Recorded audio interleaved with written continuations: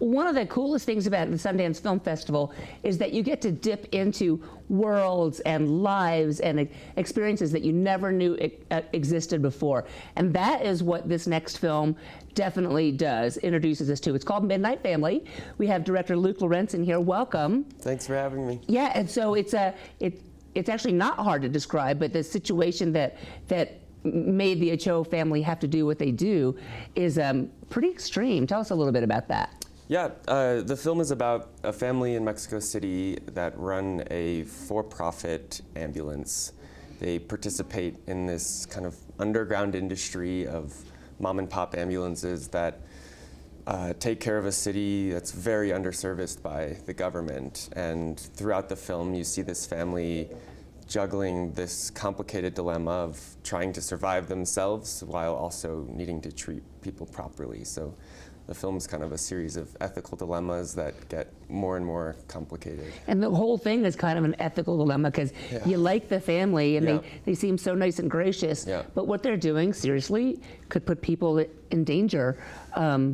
Themselves and the patients. It's complicated. You know, there were nights when I was with them when I was watching them save people's lives. Excellent. And there were nights when it was far more complicated than that. And throughout the film, I think you come to love them and care about them as people, and you slowly see them do things that maybe you wouldn't want them to do. And so it's a really emotional journey. It really is, and frantic. Yeah. I don't know how you were in the ambulance the entire time. Yeah, I was. We shot over the course of 3 years, and it ended up being about 80 or 90 nights that I would film with them. We would start 2 or 3 in the afternoon and film all the way until 6, 7, 8 in the morning. So it's amazing. If you want to see some of his work, let's take a look. We have a trailer for Midnight Family. Agustín Valgar y Vasconcelos. ¿Qué hay? Soto 4. Voy por la izquierda, taxi. Ahí, avánzale, taxi, avánzale. No tiene médicas, dice C4. Avánzale por carril izquierdo. Por donde quieras, vele, les ganamos porque ellos ya van hasta allá.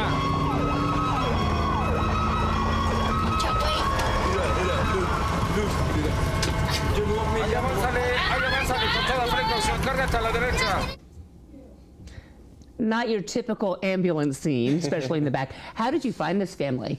I was living in Mexico City and met them on a street corner. You're kidding? Yeah, it was a very random encounter, and I was intrigued by what I saw. It was, Josue, this 9-year-old boy, was bouncing his soccer ball off the ambulance, and I'm always looking for stories, and I asked them if I could ride along for a night, and what I saw was mind-blowing, and I knew that there was a film to be made. And were they receptive to you wanting to do this film? Because that's a big commitment, 3 years. Yeah, I think it was a thing that grew over time. I didn't know what would come of it, and I think I just kept coming back and got to know them more and more, and over the course of that time built a really close relationship with them. Yeah, I bet. Yeah. So the statistic I read was 9 million people, 45 government ambulances, something like that? Yeah, less than 45. It fluctuates, sometimes as low, it's hard to get certain numbers, but sometimes as low as 30 or 25. That's crazy. Yeah. So with this movie, are you hoping to expose this as a problem, so maybe spark some change? I think we would be really interested in working with organizations that could use the film to fight corruption, to fight problems of the healthcare industry. But I think what the film shows is that the solution to this is really complicated. Yeah. And it is a systemic problem that is deep in the fabric of Mexico City as a place. And you see good people get stuck in really tricky situations. So. It seems like such a huge bite to take for a family. Was their background medical at all?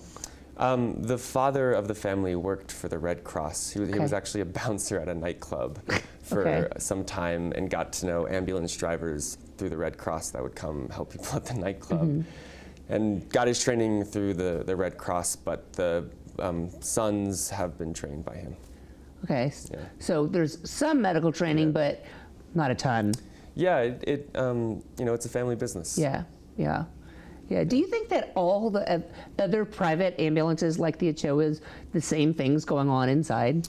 Yeah, I think I was lucky to find one of the better private ambulances in Mexico City. I think the system very quickly gets much darker than the Chioji's. They're good people, and they go to lengths to help people and pay for equipment that they're not getting paid for. And Right. not all the other ambulances are doing that. Right, because it So- sounded like they were having their finances get worse and worse. Yeah, I mean, they'll go 3-4 nights with doing 15 transports and no one will pay them.